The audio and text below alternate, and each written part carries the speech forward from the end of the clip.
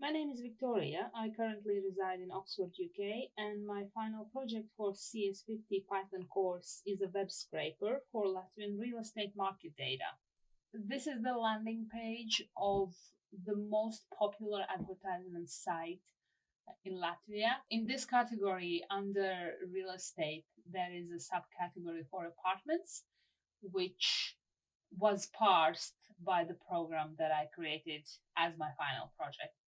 This can be done by parsing the HTML data of individual web pages, and Python has a library called Beautiful Soup that does exactly that. When you run the program, it will explain that it is a web scraper and it will briefly tell how to use it. Once the user presses enter, the program will parse through the landing page of the advertisement site and it will display all of these categories and subcategories in a tree-like structure and ask for the category the user wishes to parse. The program will go into that category and display to the user all of the regions, and these again will be enumerated, and the user needs to type in the number of the region to parse. For the purposes of demonstration, I'm going to choose a smaller region like Gulbene, and once the region number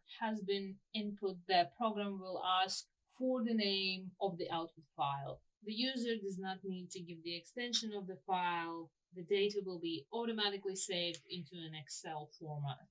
As the program iterates through the adverts, it will display a link to each web page that it parses, and once it finishes parsing through a region, it will display an announcement about it. All of the data will be saved down to an Excel file at the root directory from Visual Studio Web. You can download the file by right-clicking on it and then choosing Download in the context menu. From there, you will be presented with the same window where you can save the file to your hard drive. Here is the downloaded file, and you can see that the data for apartments in the region of Gulbene has been saved down.